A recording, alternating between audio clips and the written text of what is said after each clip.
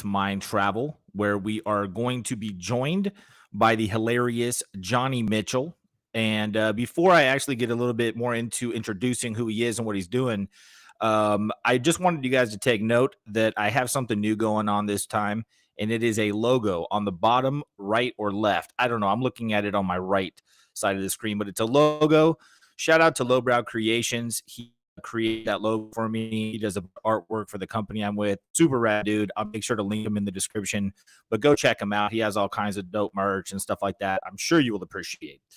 So now on to tonight's guest. It is the comedian, the hilarious Johnny Mitchell. You may know him from the Sick Joke Podcast, the Fuck Men Podcast, his amazing rants. You may have read his book. He has a book, Days in the Trap. Freedom is just $1 million away. And you also might have some of his merch. I saw that he has a bunch of rad merch, so maybe you're rocking some of his merch right now. But welcome to the show, Johnny Mitchell. How you doing, man? Thanks, brother. Glad to be here. Hey, man, I'm glad that you're here, dude. So I got a quick question. So I was checking out the website, and you got tons of merch, dude. You know, if you want, your little want something, you fucking got it.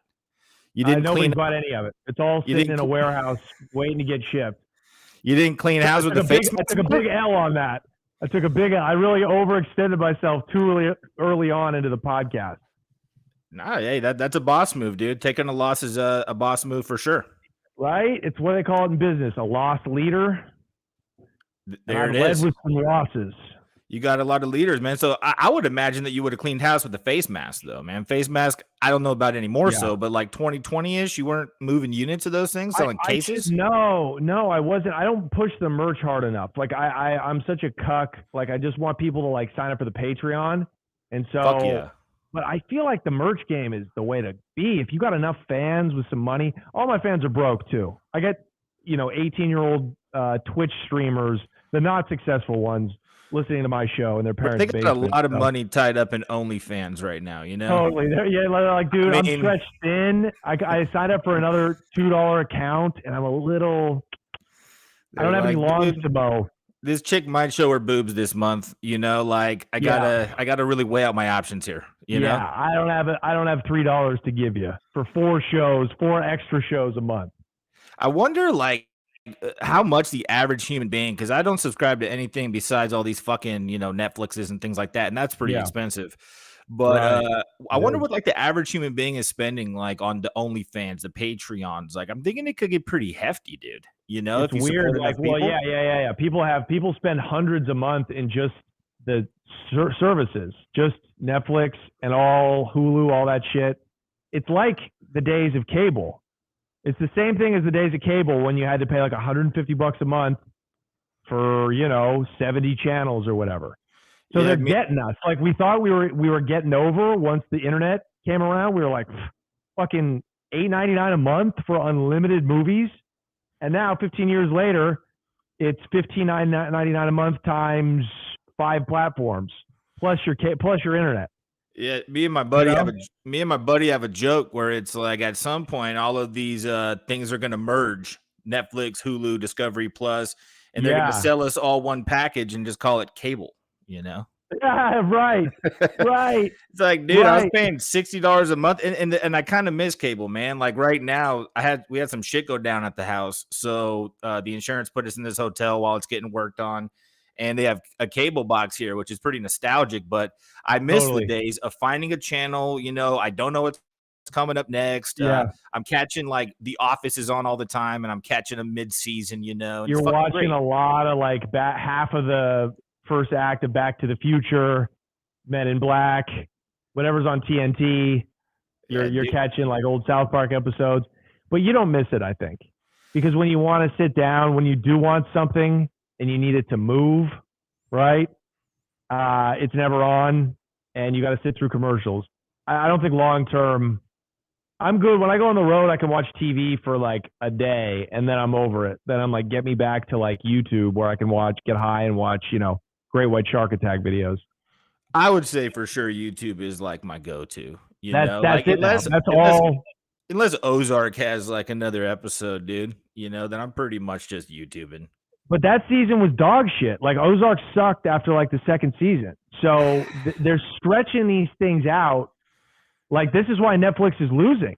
This is why they took a 30% hit because A, they're going woke, but B, they're not putting out good content. And so you got all these fucking people would rather watch podcasts, something honest, right? And at their leisure for free, because everything's for free. You know, you can find out anything. You can learn how to build a house. You can learn how to make a bomb. You can learn how to beat your wife and not leave a mark. Like anything you want is on YouTube. So yeah, I don't know. Like Andrew Schultz called it 4 years ago. He was like, YouTube is the future for, especially for comedians. Like Netflix is over. Its peak is done. You know, Disney Plus is now a competitor. HBO, Paramount TV. It's fucking media is crazy. It's just flattened across all these platforms. So if you don't hear about a show from like your loved one, how are you going to even stumble across it? You know? Yeah, so, no, you're right, dude. And you know, I don't know. Just real quick, what did you feel like the last season of Ozark was lacking? Because when you said it was dog shit, I feel like that's the first time I've heard that opinion. You know what? I just said that. Haven't even seen it. Haven't seen the last 2 seasons. It's speculative.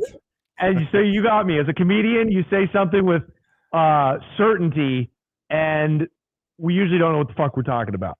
So I like it, dude. It was just slow. It was. I did watch part. I tried to get through part of the last season, and it's just too much. It's like enough. Yeah, I mean, I feel like it definitely Narcos was like that too. Narcos was a season too long. Like it dragged like a season and a half too long. You know? I watched I think I maybe watched 1 season of Narcos. It's just I know I've seen so much shit. You're not going to surprise me about Pablo Escobar anymore. You know, like I've watched probably 80 hours worth of documentaries and shows about him. Like it's just all the same shit to me. The documentaries are usually better. It was a good show. Like the Cali cartel and shit. That season was dope.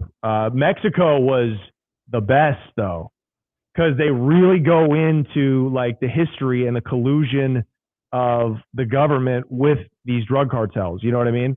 That shit was fascinating. Because you're like, oh, Chapo and whoever's running Sinaloa and like the Nuevo Jalisco cartel, they're really just taking orders. They're really just the boogeyman, because the Mexican government could come and wipe them out in a second, but everybody's just getting paid hundreds of millions of dollars a year in bribes.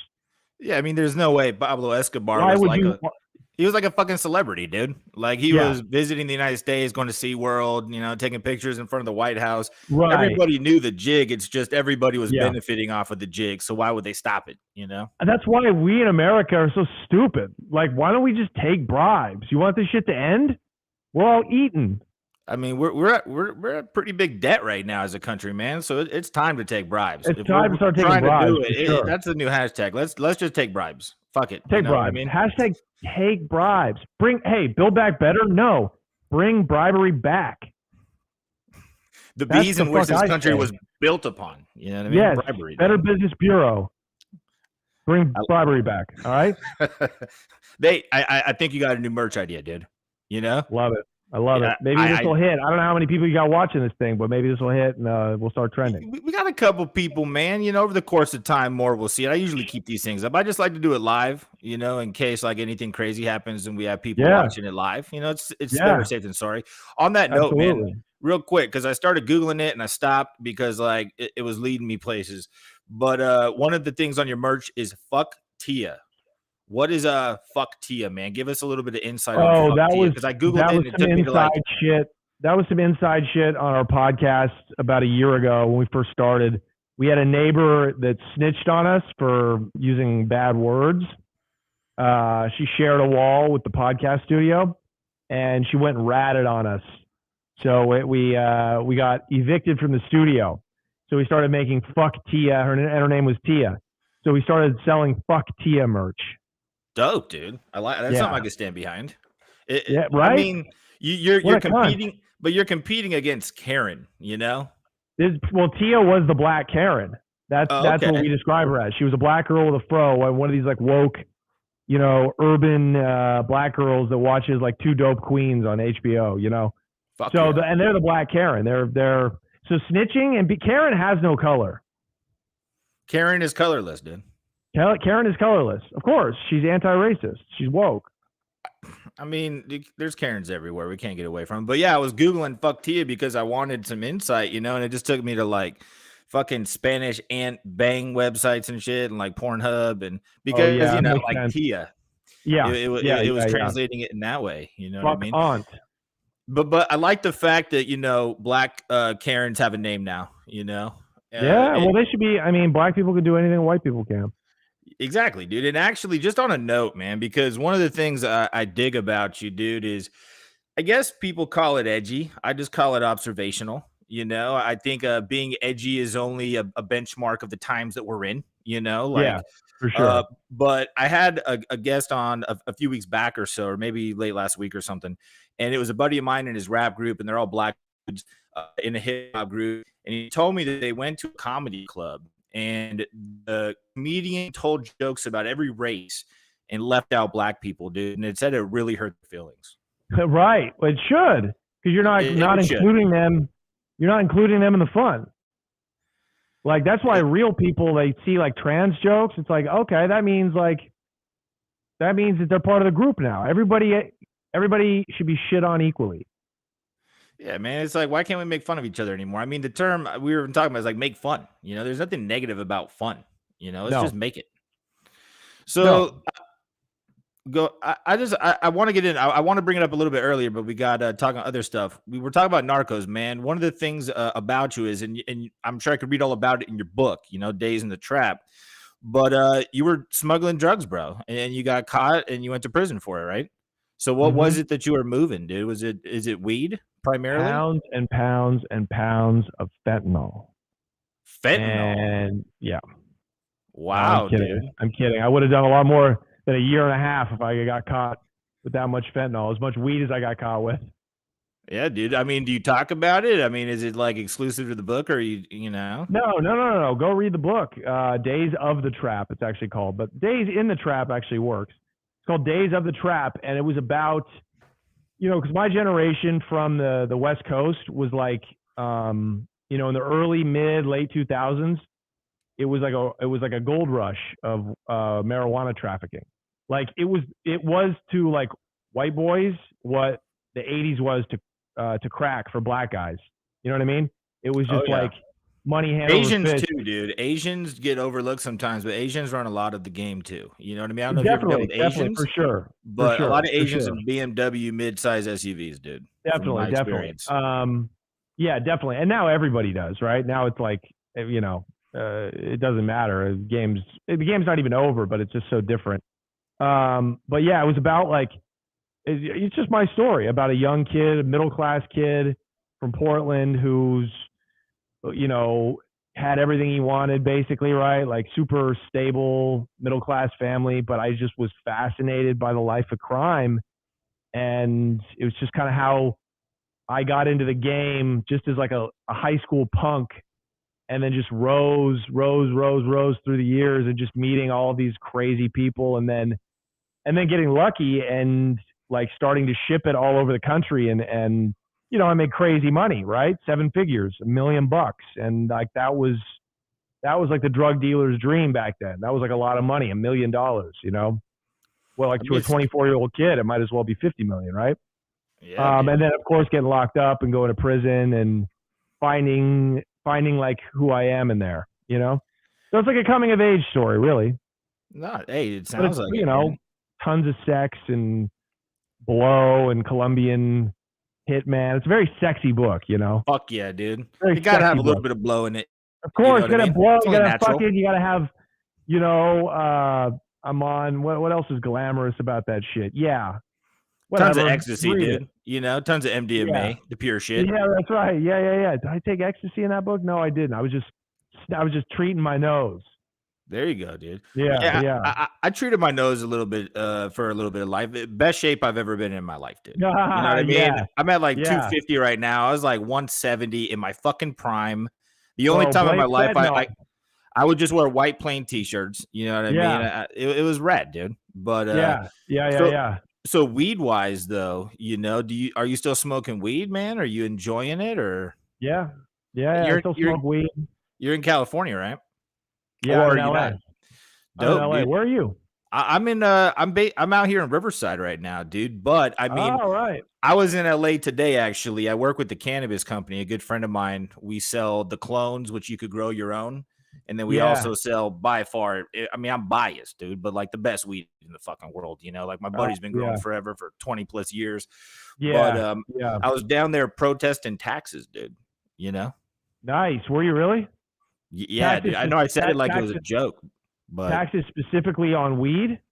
yeah, man, it's just crazy overtaxed right now, So Well, one of of course. the Of course. Yeah, it's like, and the thing that sucks is everybody is taxed. So like as a cultivator, we're taxed on the weight, Yeah. no matter if it sells or not. And then when Right. the Right. market bottoms and crashes, we still got to sell the shit at a loss and Right. fucking pay the Right. taxes. Well, But dude, I that's why the black market is still thriving.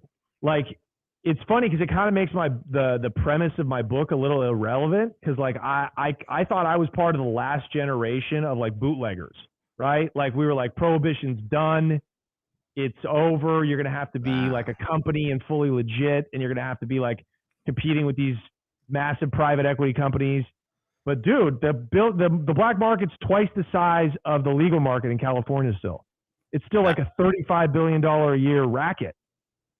So I could still be making money. I could still be making huge money if I was in it. I mean, it's still thriving, and it's really because of that. I mean, you can go on the streets and get the best weed out because we're still in Southern California where the best weed is available and grown, and not everybody wants to be in the legal market for whatever reason. But I mean, I'm with you, dude. And now what they're called is what you did is considered like pack flipping. That would be the term. So when you were doing this, was it a trap? I mean, I thought trap was kind of a relatively new term that was being used. No, when people are trapping, the trap got.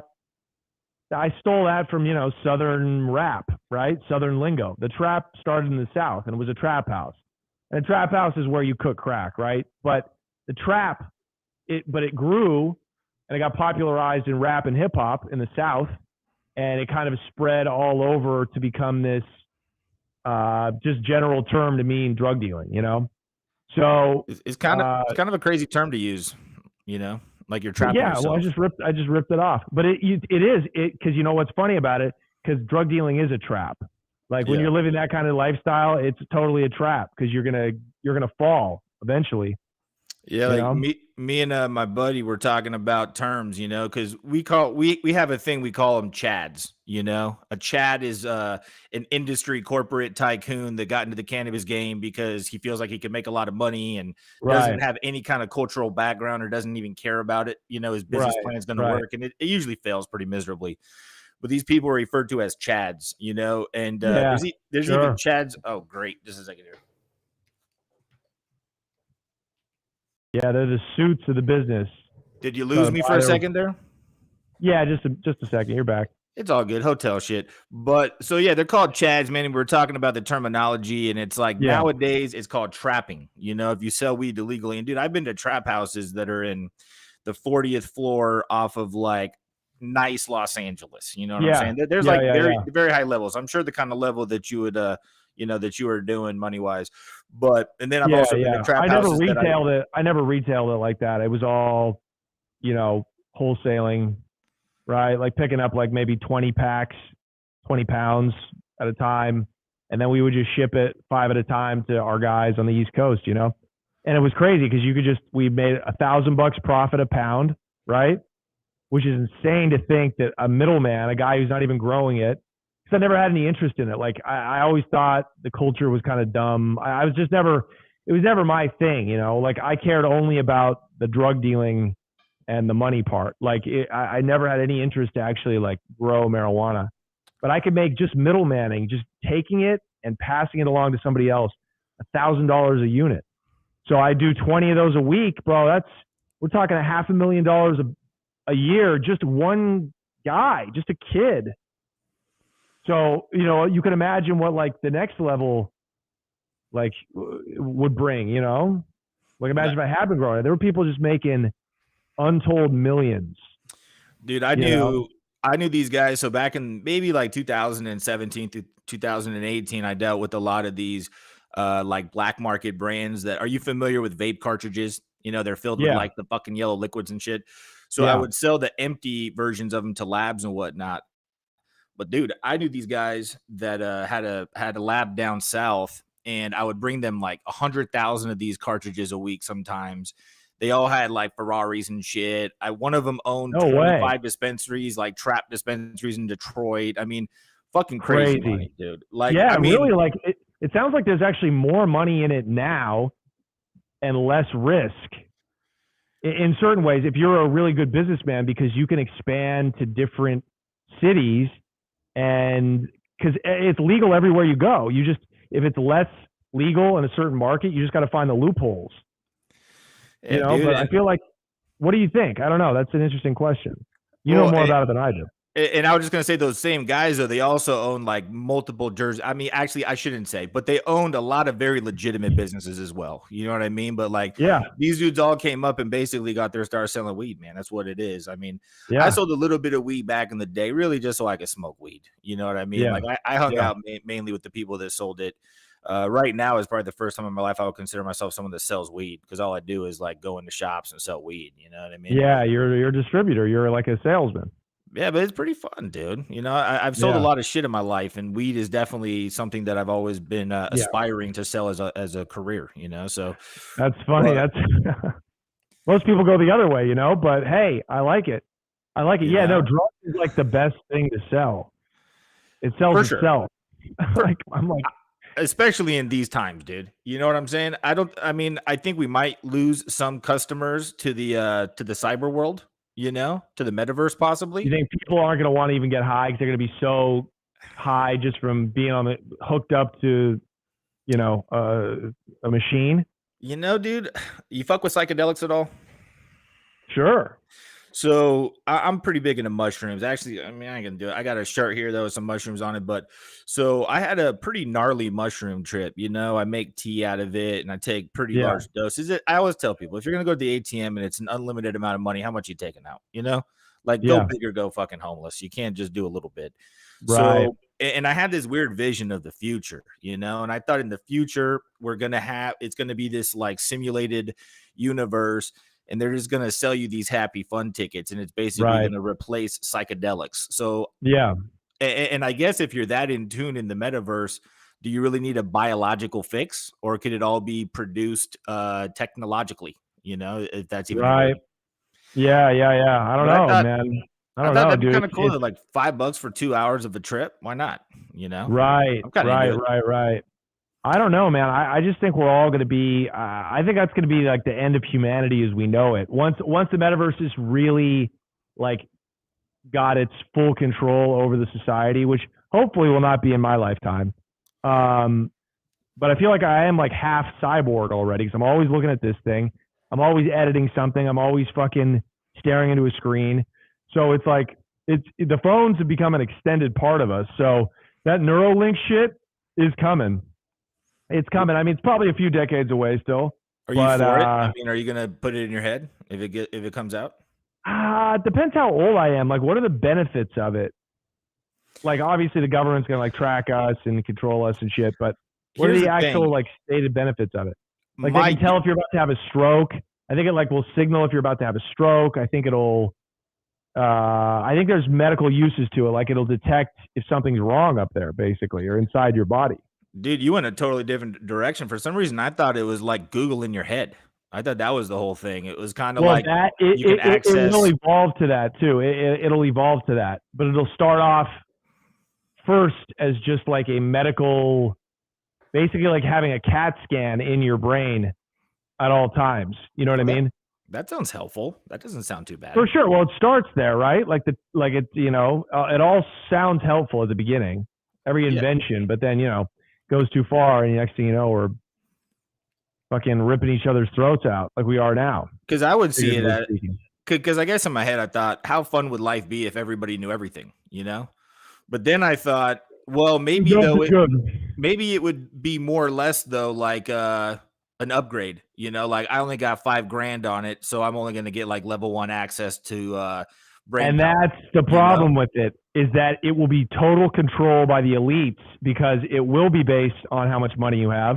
And therefore the elites will be superhuman and have even more control and domination over the rest of us because we simply can't buy into it, you know?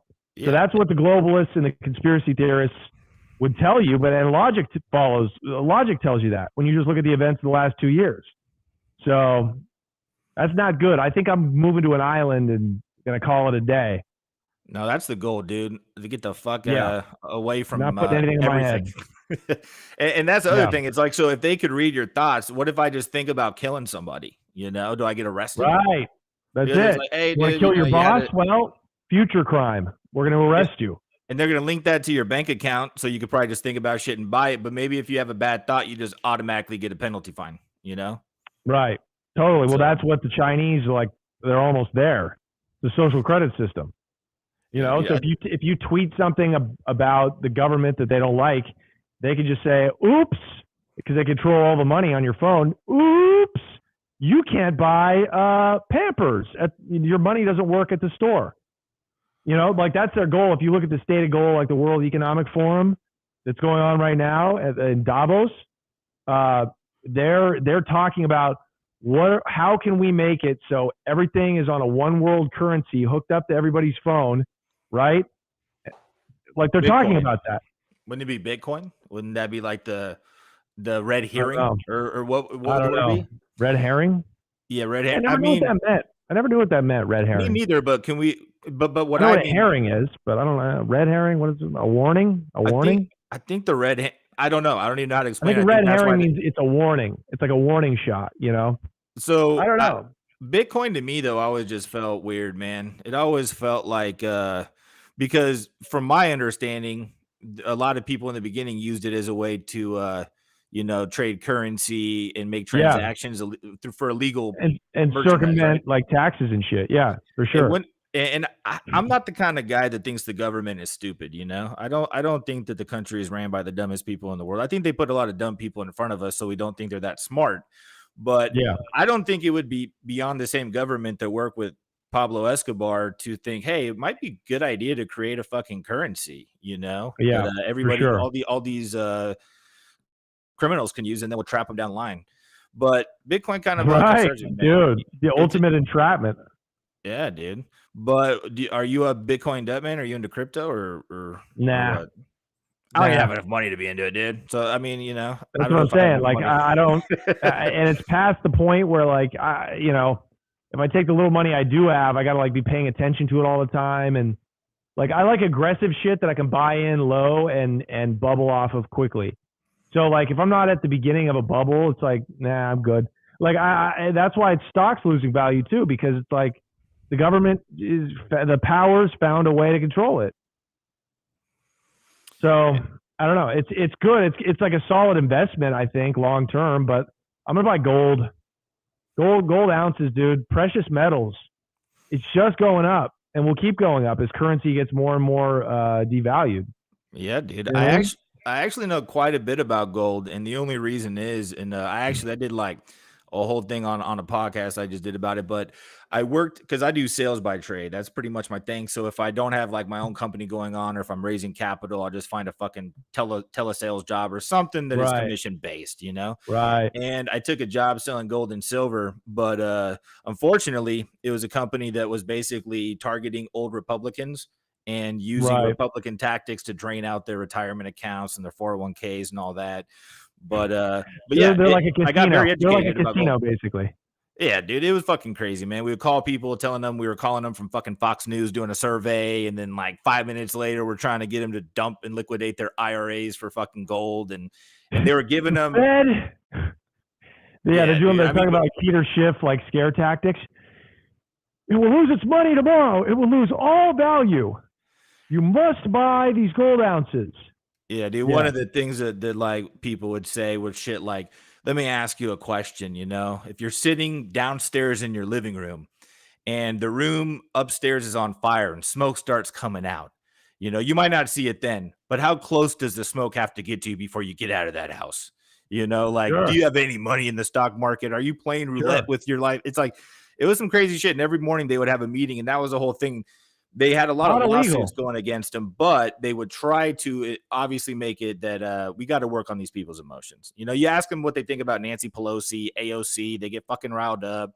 You bring up Trump, and then boom, they want to buy all the gold they can afford. You know, that was pretty much it. What a fucking great exploitative niche, though. They're like, yeah, these motherfuckers don't trust the Fed.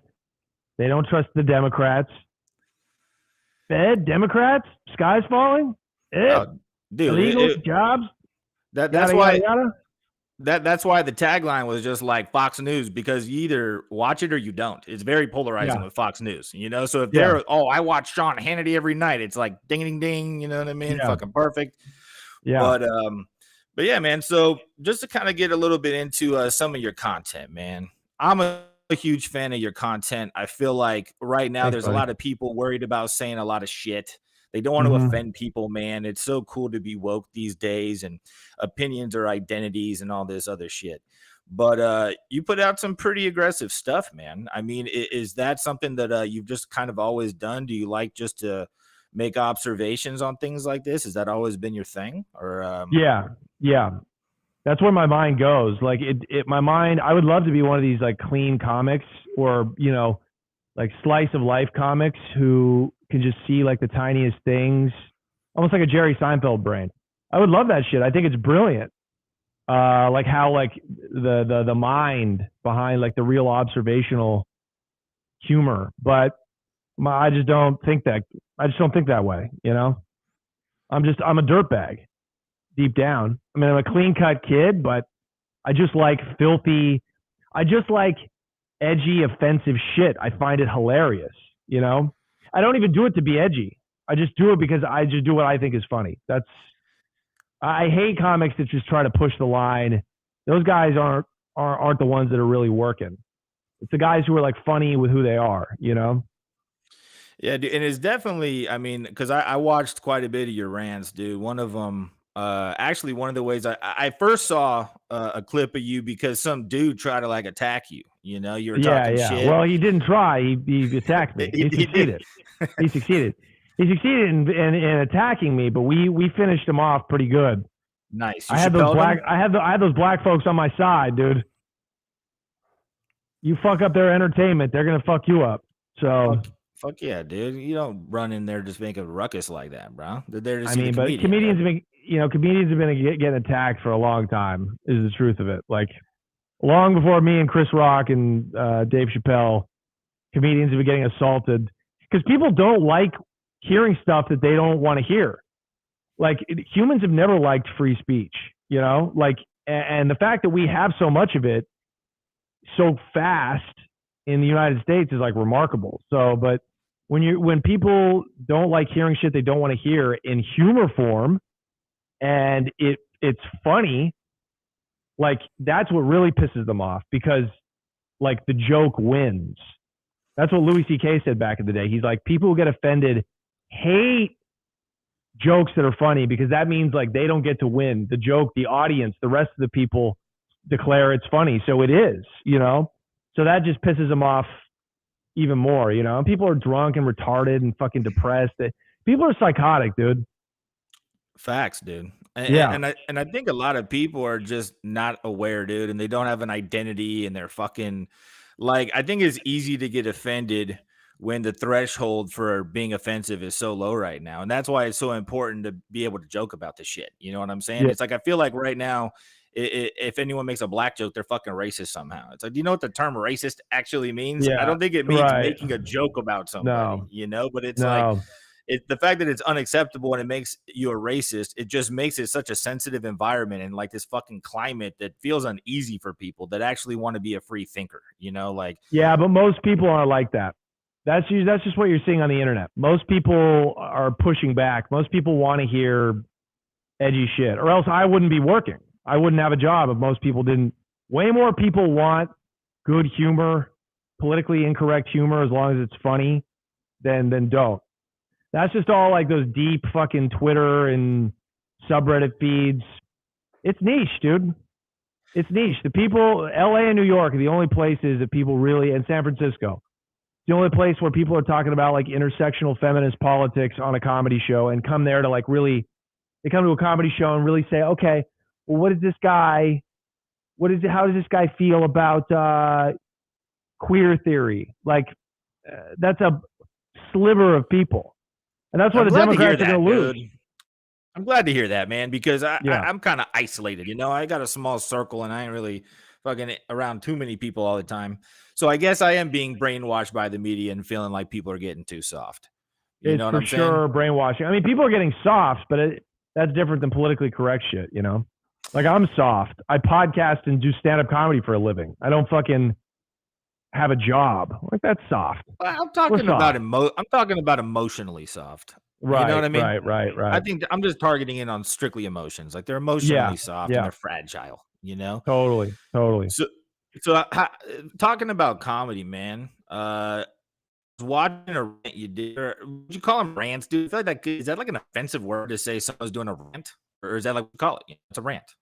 No, that's a rant. It's a monologue, whatever. Yeah, it's like an anger-filled monologue, but I gotta get better at like not sounding angry. That's what I'm really working on with those rants. Like, I don't want to be angry. I want to be funny. I'm just like intense. Like, that's how the delivery comes off sometimes. Dude, the first one that I saw, I think I totally fucking miss saying it, but it was Gringo Papi is the most important comedy special of 2022. Oh, yeah. I was happy with that one. I was happy with that rant. Dude, I thought that shit was fucking hilarious, man. Oh, thank you, buddy. I thoroughly enjoyed that. And then I watched a couple other ones, but nah, man, I think that the way that you do it is just super real. It doesn't seem like it's try hard by any means. It's just natural and it's just observational. Like, that's what I really dig about it, And it's, oh, hell yeah. So on that note though, man, just out of curiosity. So when you were talking about that, one of the things that I want to ask you about is kind of the current comedy scene, because the people that I see that get pushed, in all honesty, are kind of dog shit, dude. Kind of like Ozark last season-ish, in my opinion, or at least it's not like my favorite stand-up comedian of all time is probably like a Norm Macdonald for whatever reason. I just fucking love Norm Macdonald. The best, one of the best. It just my favorite human. I never met the guy, dude, but I'm sure he's like the fucking most awesome human most people met if they were, in his presence and whatnot. Yeah, he's a weirdo. When he was alive, my buddy used to open for him. And but like one of the kindest, like sweetest dudes, evidently.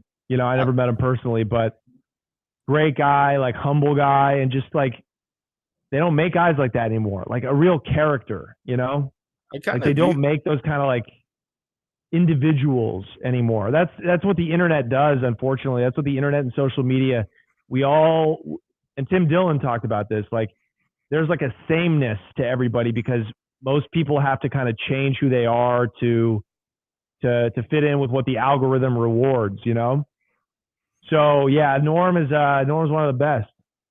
Got to read his book. You should read his books. Are fucking brilliant, hilarious, dude. Dude, I definitely need to, man. And so Norm Macdonald, obviously fucking rad. He also, are you into Andy Kaufman? Was he somewhere that you're into? I was not a Kaufman guy. I never really like tried. I always thought that alt anti-comedy shit was like, I never liked it. I didn't like that Steve Martin pie in the face. Yeah, so I never got into it. No, it always made me uncomfortable. But hey, props to his genius. I would just thought that, I don't know if I would want to watch him fucking read a book for 45 minutes. Right. But it was just the persona, man. To me, it was so fucking genius, Oh, no, it was genius. There's no question. I just got a short attention span, Yeah, dude. Hey, ain't no one got time for fucking book readings, bro. No. Got to get to it. Impress me with a TikTok. Impress me in 10 seconds or less, or I'm moving on. That's how we all are now, Yeah, dude, it's like a fucking however fast it takes to click a mouse is how much attention span you have to get from somebody right away, dude. Or else they're fucking gone. Yes, it's that or it's an hour podcast. That's what people want. They either want like a minute or an hour and a half. If they really like you. Pretty much, man. So as far as comedians right now, so I was talking more about like the main dudes, you know what I mean? Like a lot of these, like I don't gotta name no names. I don't want to talk shit. But as of right now, who are some of your favorite comedians in the current scene? Maybe is there anybody coming up that you really enjoy watching? Besides Gringo Papi? I mean, dude, I'm not. I don't know if I'm ready just yet to talk about that. You know what I mean? I want to get some positive stuff going first. That was positive. What are you talking about? No, Gringo Poppy is very positive, dude. I mean, Great that it's a thing. yeah. I mean, so people like that though. One of the comments that you made in that video is the fact that influencers right now have so much potential to do almost whatever they want and gain an immediate fan base. I mean, it seems like it's something that hurts a lot of arts, you know, because I view it the same as music. The second somebody got 5 million fucking followers, they make a rap song or they make some kind of a fucking song and then they think they got a musical career until nobody cares. Yeah. For You sure. know what I'm For saying? sure. For sure. Like, and it Yeah. seems like the Gringo comedy was almost like just a warning to anyone that thinks that they could really do this shit. You know what I mean? Like, this is what happens. It's not very fucking funny. You know what I mean? And no, let's just be honest. It wasn't very good. It doesn't mean he's not trying. It doesn't mean he's not like doesn't have the right to do it. Obviously, like it's what everybody else is doing now. You know, like it's what everybody that has a huge podcast or a huge online following, it's what they do. It's personal appearance with stand-up comedy, right? They all know you, they all like you, they've all paid to see you. You just don't have to try as hard, or your bits don't have to be as polished as like the comics of yesteryear who, you know, their fans wouldn't see them until they did a special or a TV show or until they went to see them live, you know? It's not like you got to see Louis C.K. every week plus a bonus episode when he was like coming up. So he had to just be like on top of his game. He just had to was forced to be so good. Whereas now you don't have to be as good. You can talk about topical shit. You only have to do like about 40 minutes. You know, and great ones like Joe Rogan. Like that's why I give him so much respect because he still is working on the craft and he loves it so much that he's like, nope, I got to have a tight new hour when I go out to like see my fans. Even though they just adore him, they're just there to like worship him basically. He's like, fuck that. I want to be funny. So, yeah. So, you know, you can just go do stand up and, you know, I don't know that Gringo Poppy necessarily like is a natural stand up. Like, I don't know. I mean, if I were me, like if I was getting trashed about what I was doing on stage, I'd just be like, you know what? At a certain point, I'm just going to fucking do 10 podcasts and make like gazillion dollars a year. I'll just stay home and broadcast. You know, like because comics make more money at that level just sitting on their ass bullshitting with their friends than they do selling tickets, you know? I'm with you, man. But you know what? You got to respect someone putting themselves out there, you know? Oh, 100%. And it was all him, dude. Written, directed, produced, everything, or by his studio. So shout out to that. But that was my introduction video, and I just wanted to say, man, like I watched it. It's like an hour and something long, but and it's very hard by yourself, man. Like you have other podcasts and scenarios where it's you and somebody. Like I know the last thing that you uploaded was the Black and the Bro, which I'm fucking into, with dude. my buddy Malik. Yeah. I needed a break. I can't be ranting all the time. I just got to have somebody in to just have fun with, you know, every now and then. When it's just you, do you have like PowerPoint next so you can kind of I know what I'm going into. Like, sometimes I have a producer in here if I need like videos popped up or whatever. But yeah, I got a few talking points I want to go into, and then I just go. You know, it's an art, man. It's an art to be able to talk for that long and maintain like you know, fucking entertainment value and whatnot. Yeah, so. I'm fucking gassed by the end, dude. I'm like, there's nothing left. Not easy. I would imagine, dude. I would imagine. So, how long have you been doing comedy for, man? What? 8 years. 8 years. Yep. So in the comedy world, that's relatively light, right? I hear the term like 10 years. 10 years, you know, that's when you kind of start 10 years. That's what everybody right? says. Yep, everybody says it takes 10 years. And I can see that. You know, it takes a long fucking time. When they say it takes 10 years, do you think that that's still super accurate with what we were talking about earlier with Netflix or with YouTube being the primary way that everybody entertains themselves and how easy it is for people just to put themselves on YouTube? I mean, dude, it could all change, right? It could all change. People come up a lot faster now. Because the only people that say, it takes 10 years are really just the old timers at this point, right? I Like think they people meant that it it takes took 10 10 years years. for. I think it's 10 years is to like be a headliner where you can do 45 minutes to an hour of killer material, in Kansas City, right? In front of people who may know you or may not know you, but like that's where the ball game is played. That's where really like the great equalizer comes into play, is can you headline and kill? Because even if you're not funny, like you're not going to kill. Even if your fans are out there, like they can only laugh at you, pander to you for so long, right? You get the first 5 minutes for free, and then they're like, okay, motherfucker, make us laugh. So I think that's what they mean by 10 years is to become. And then Louis says, it takes 20 years to make a great comic, which is probably true. Some people get there faster, but stand up's hard, man. I agree, and that's a really good point you made, because there's a difference between fame and true success and true expertise in a field. So I'm sure yeah. somebody could, because back in the day, in order to get a fan base in Kansas, you might have to. I'm sure unless you were getting on late night TV or something like that, it was just a matter of touring. Doing the circuit. It was just right? doing the road, brutal, thankless road weekends where you're doing 7 shows for $1,500, and you had to get a late night set. You had to get on late night or on a sitcom, or on one of these like comedy shows, right? These late night shows, whatever. Like, what was that show back in the day? At Midnight, these like dumb Comedy Central, Last like Call with talking head Carson shows. Daly. What? Yeah, Last Call exactly. with Carson Daly. Exactly. Yeah. So it's a much better time now in many ways, like for comedians. It's just harder to get started because there's so many people doing it. So it's harder to get stage time, and it's harder to like grow as a comedian faster. But there's so many more ways to make money and to diversify yourself than there were back then. So as of right now, man, you got the YouTube channel where you host the podcast, as well as your videos where it's more topical, just you discussing it.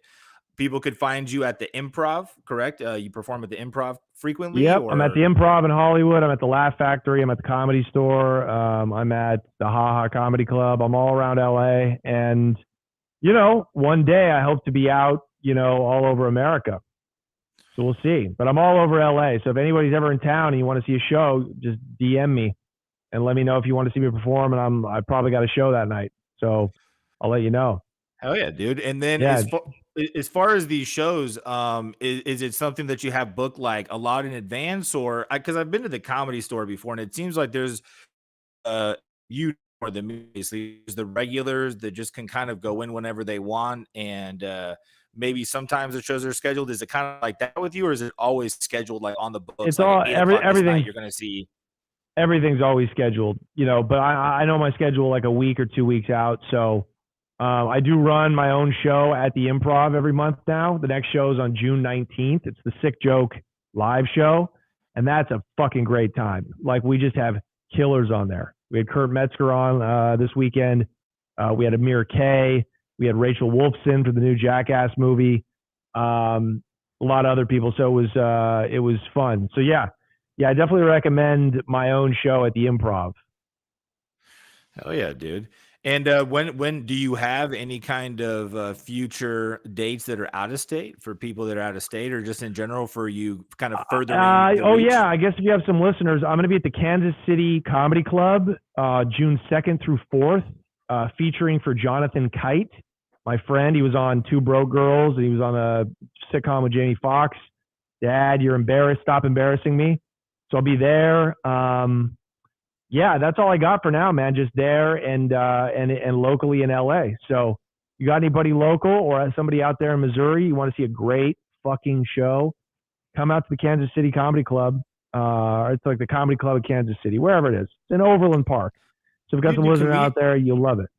Do comedians still do like music fucking shows, dude? Is that still a thing? Because I remember back in the day, there would be comedians that would open up for like Slayer. Like I think comics still do that. I think there's comics still do that. Yeah, bro, I think you would fucking murder at shows like that, dude. I think be some rowdy fucking shows. I think they would like me. If I could open up for like a rock and roll band or a metal band, yeah, I got some metal. My comedy's kind of metal, so I think that would be a good fit. It'd be fucking hilarious if you opened up for a hip hop show too, though, dude. You know? Yeah, well, I those get would a like little to, violent. you Those get a know? little. Those tend to get a little dangerous, as we saw from my own clip. So we'll keep it. We'll keep it rock. No, I used to do a lot of hip hop shows. I know I look like a rapper, you know what I mean? And a lot of You people do. assume I do. Yeah, No, you man. definitely do. Yeah, dude. And I heard on you had like a pretty deep hip hop reference in one of the recent videos you put out, man. Are you a hip hop head by chance? Yeah, yeah. Well, I'm from the West Coast. Like, are you from Cali? I'm from Cali. Where are you Yeah, you're from from originally? Riverside. Yeah, Well, I'm from I'm from Portland. Long Beach originally. Yeah, yeah, yeah. So same thing though. You're a West Coast kid, so it's like I was fucking with, all the Bay Area rappers, Spice One, E40, Too Short, you name it. And then of course in the '90s with Death Row, So yeah, so I love hip hop, man. Yeah, man. It's one of I'm pretty deep into like the underground, you know. Yeah, But one of my favorite all-time groups is from the PNW, which is called Old Dominion. But they have a bunch of groups. There's one called the Chicharrones with a dude named Josh Martinez that at one point had some pretty big clout. But no, man, there's a bunch of amazing artists that come out of Portland in the underground hip hop scene. yeah, yeah, yeah. I'm not that deep into hip hop, I guess. I like the gangster. I like the gangster shit mostly. Fuck Like yeah, I don't really bro. listen to backpack rap. That's one of my still. I don't really have any vices anymore, but that fucking '90s gangster shit, I just can't get away from it, dude. I just cannot for the life of me. It's like what I grew up on. It's like the old Johnny comes back, old drug dealer Johnny in the '92 Acura Legend with the P's in the back. Just that I get flashbacks to that when I hear some Daz Dillinger. Fuck yeah, dude. No, Yeah. do you know who Razkaz is? Do you like Razkaz? Yeah, yeah, yeah. I've heard of him. I like Razkaz. Yeah. Yeah, man. He's I had a buddy that did a lot of like work with him back in the day, and I had actually never listened to his music before, but I ended up becoming friends with the guy and fucking amazing artist, man. Shout out to Razkaz is what I'm saying. If you don't listen to Razkaz, everyone out there should listen to Razkaz.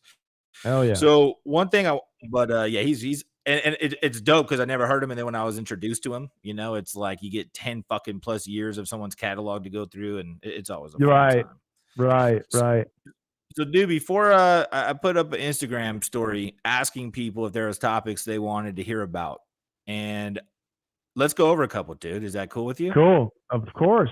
They're deep, bro. Fire off. They're deep.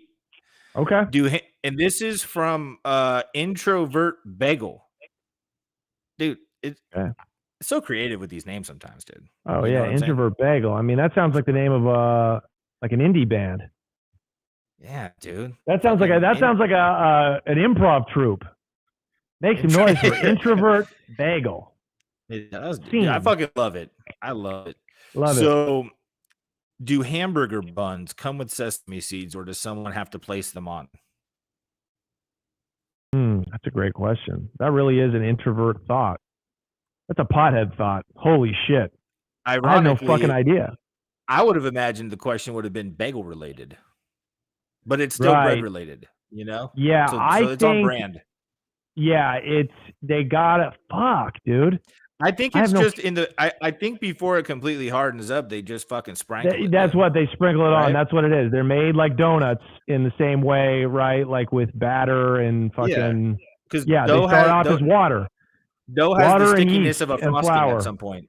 There it is. Yeah, yeah. All right, so introvert bagel. There it is. Yeah, that seems actually pretty obvious. I take that back. That's not a very smart question. We're just dumb. Me specifically. Well, no. I think you were looking for something deeper in it. You know what I'm saying? And I can appreciate it. I guess so. I just had never thought about it. Me neither. That's why it was interesting. It was one of those thoughts that I would have never thought of, if it wasn't for that.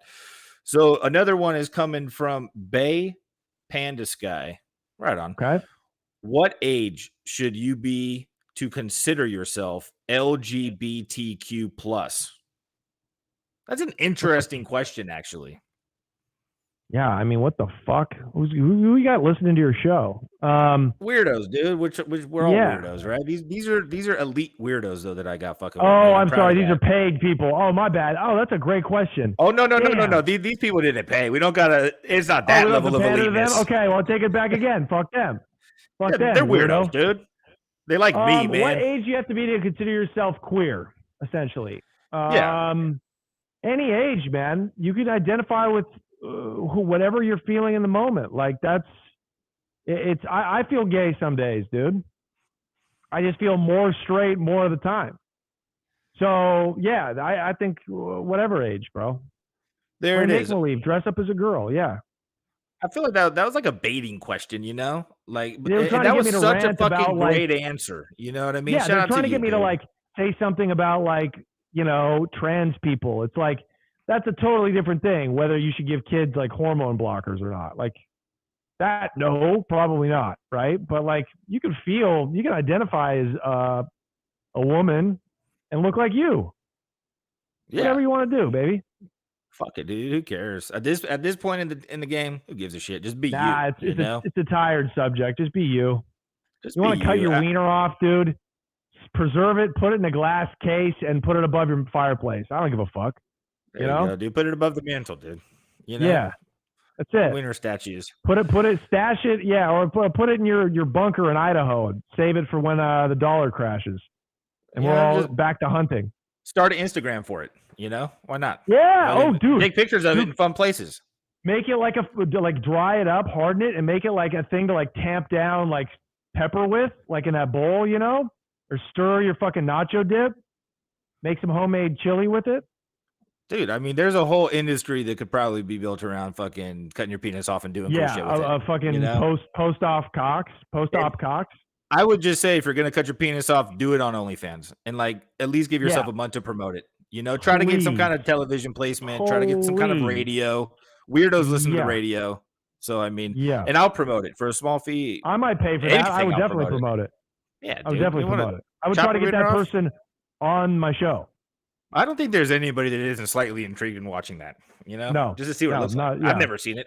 You know, doesn't exist. Nah, dude. So the toughest. This is by. This is kind of ADHD assist.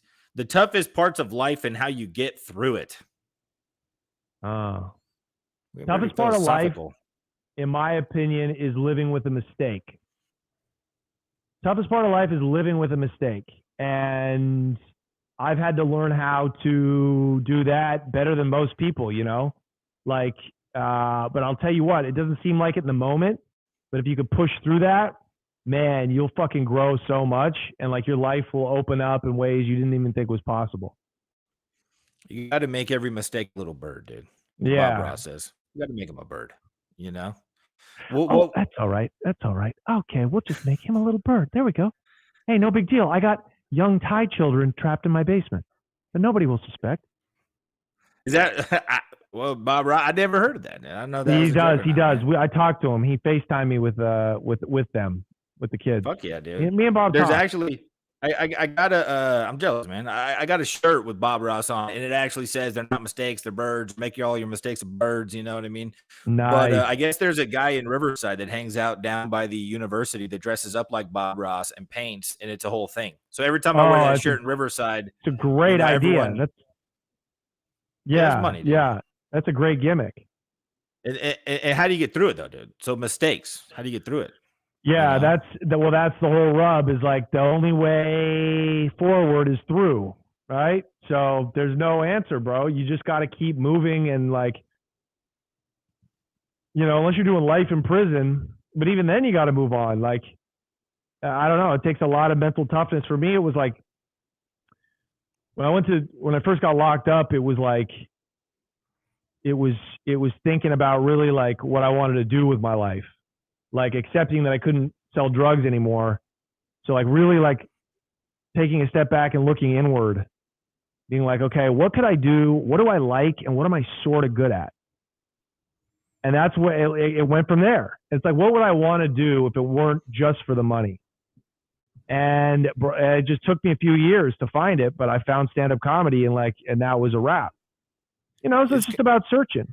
it's kind of crazy, man, because a lot of people after serving time or whatever the case may be, they come to grips with what they want to do with their life. Because I'm guessing, I don't know from experience, I've got a couple DUIs, so I spent like 2 days in jail before I realized I could Nice. get off on own recognizance. You know what I mean?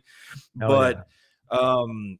I think it's because in there you truly feel like you don't have a life. You know what I'm saying? Yeah. Like, Yeah. is that the vibe kind of? Like, I'm sure it's in the book, but I It's mean, like the lowest form of loser experience. I mean, there's no freedom. You're completely demasculated by the fact that somebody has power over you. You could be told, you could be sent to the hole for any reason. You could have your right, like you have no rights. You could be searched at any time for any reason. It's so I mean, it gets better like when you're in prison because like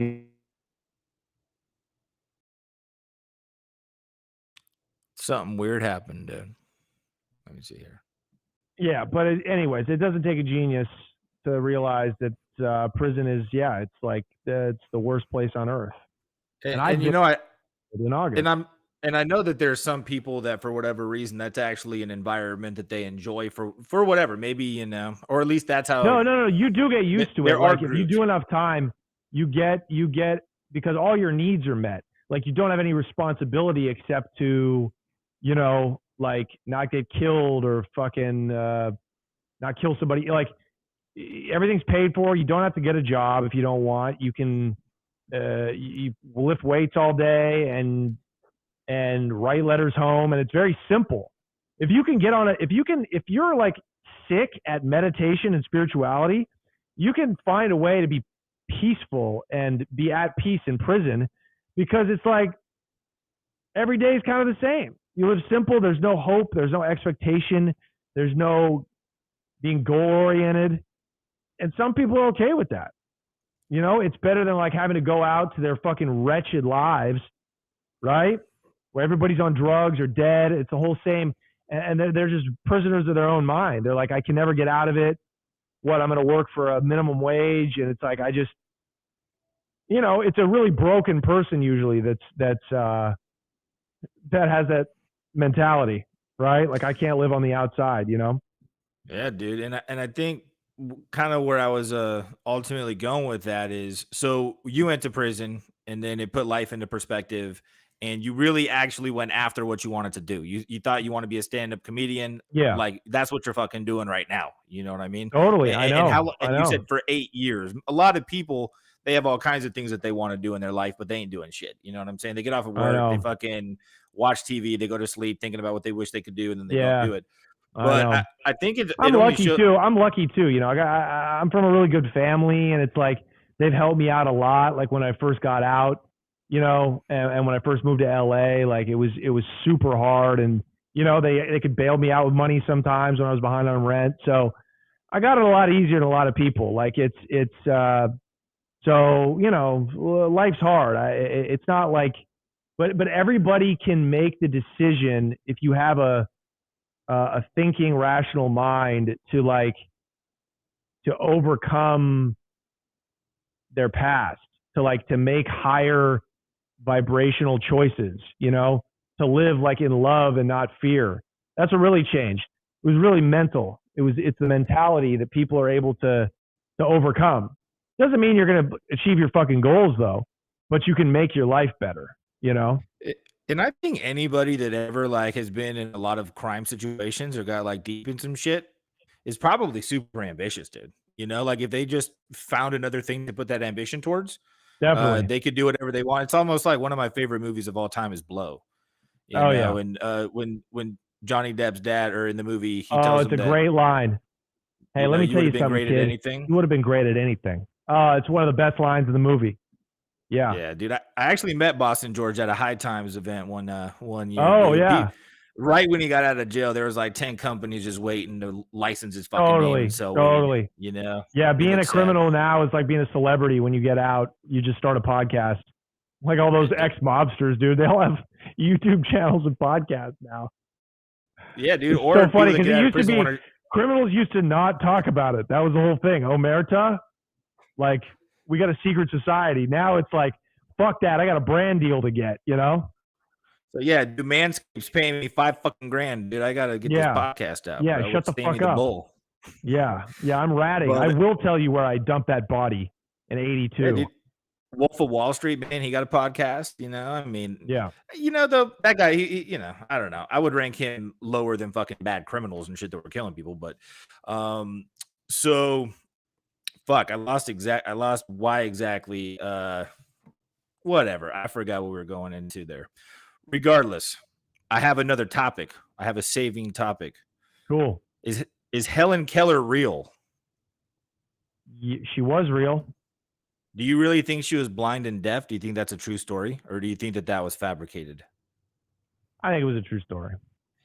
It's actually very interesting, and it's not something that I've ever thought of in my whole life. I mean, my brother went to Helen Keller Elementary School. It was a fucking inspirational story, but there's a lot of weird stuff around it, having to do with the lady that trained her and taught her how to do everything. I don't know if it's something that would intrigue you. I would look into Helen Keller being fake, but it's very interesting, and it's something that seems to be coming up a lot lately. I thought three people on the conspiracy circuit. They need a new topic. Yeah, dude, we got Dan the Waterman in here, who actually is huge about flat Earth, dude. Have you ever thought about that? Like maybe the Earth is fucking flat? No, I don't buy it. I don't buy it. I did. Me and my brother, who also does YouTube, did a video at one point about the flat Earth, and it got shitloads of views, man. Like I don't know, 40-something million or something like that. And yeah, I'll pretend to know flat Earth. Maybe that'll be my next rant. Just something with clickbait, dude. So I always made it pretty clear, like, I just think it's an interesting concept. If you go down the rabbit hole of why people end up there, there's a lot of interesting shit that kind of like leads you to it. Sure, it might be interesting to watch something like that. Like, how do you justify it? That would be, to make a strong argument of how the Earth could be flat would probably be interesting. You're right. Yeah, like, so me and a buddy of mine that is, he does a bunch of video work, but we did a whole video where we didn't fly him out, but they flew out a couple of like the big wigs in the flat Earth movement. They set up a flat Earth meetup at a park. We interviewed people, but the whole thing was, man, when I got there, because it was kind of a new thing at the time, and I was a part of the biggest video on YouTube about it. Everybody was viewing me as like the guy, like fucking, I was a flat Earth dude. So I had a dude come up to me with his wife and his kids, and they were like, oh man, he's like, oh man, I was embarrassed about being a flat earther. And then the video came out with you and your brother, and I shared it with everybody. And now everybody I know is into flat earth. And as a family, we believe in it now. And they were like grilling me, dude. And it almost felt like I didn't want to tell them that maybe this isn't for me. You know what I mean? Because I was walking into the lion's den, but it was a trippy experience, man. That's worse than Jehovah's Witnesses. Experience. Yeah, I'm sure. But I met Dan there, dude, and Dan's a fucking interesting guy, man. I've actually had him on a few times, but they're all into flat Earth and all that stuff. Is there any kind of conspiracies that you do subscribe to that aren't like 9/11 or things that are pretty obvious to most people? No, I don't go that deep into them. Like it took me a while to really. I think most of I think the biggest one is really the globalist plot, but like that's not even really a fucking conspiracy, dude. Like they're out in the open with it. I mean, how stupid you got to be to think if why wouldn't there be people on this planet that want to control it? And if we live in a society, what I find interesting, because I'm trying to find these people's motivation, right? Because it's like you have all the money in the world and you have all the power in the world. Does more money and power really motivate you? I actually think that people like Bill Gates. I think they think they're doing something noble.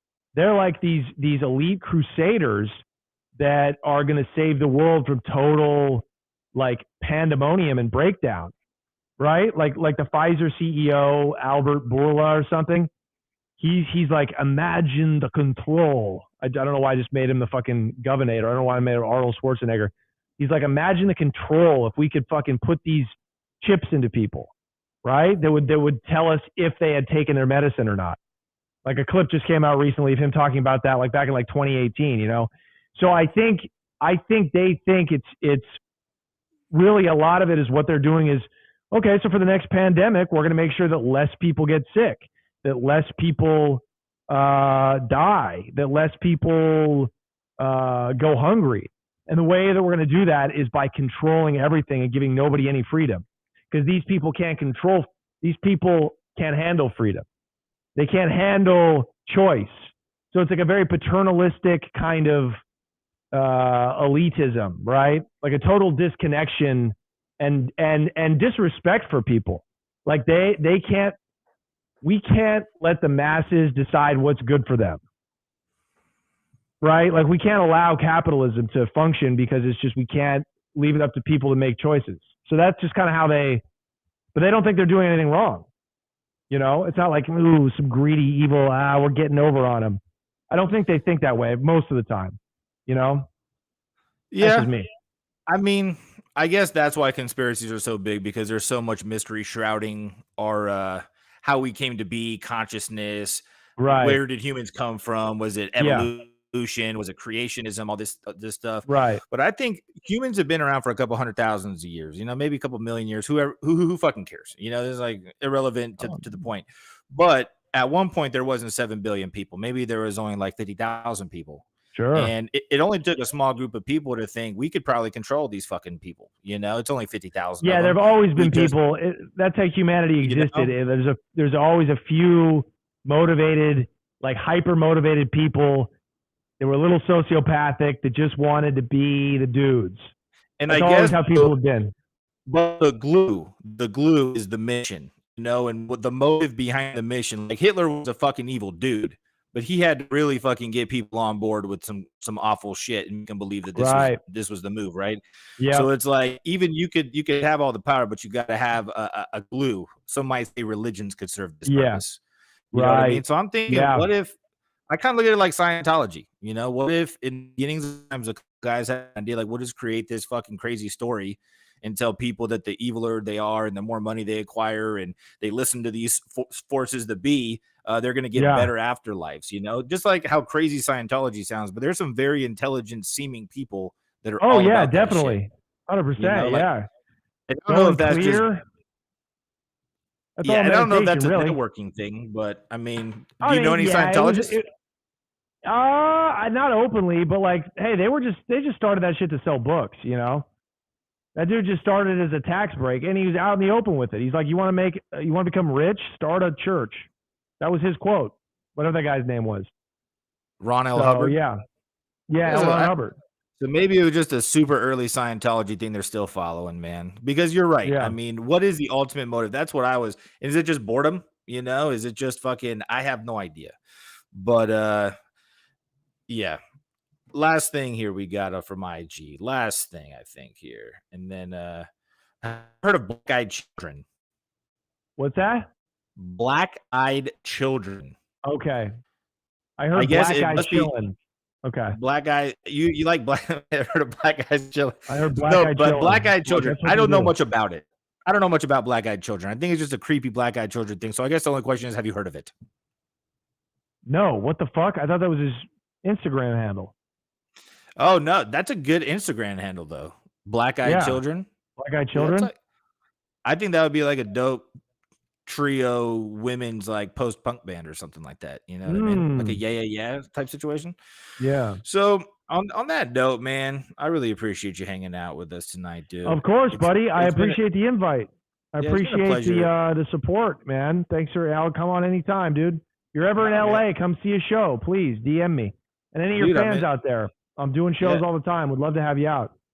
So I tried to give you as much as I could, man, throughout. But and I want people to know that you got the book out, Days in the Trap. What else could they be looking for regarding you? Should they just go to your website, your Instagram? Yeah, go follow me on Instagram and on YouTube. That's the main thing. So follow my Instagram at Mr. Johnny Mitchell and my YouTube page, Johnny Mitchell, and my podcasts are Sick Joke. That's the political one where I rant. And then The Fuck Men, which I do the dating and sex advice show for men and women, but we're very male skewed. And that's with my buddy Leo, who's on The Bachelorette. So that's a lot of fun. So check out all the content that I got on my YouTube page. Dope, dude. Like we were saying earlier, why go anywhere else, right? I mean, it's all fucking on YouTube, man. Yeah. And I got a special coming out on YouTube. Like, it's all going to be on there. Wait, when is the special coming out, man? Probably about a year from now. So just keep rocking with me. It's going to be big. It's going to be like one of those things that gets some attention, you know? So Very excited for it. Dude, I can't wait. Again, thank you so much for hanging out, dude. Thank Yes, everybody of in the course. live.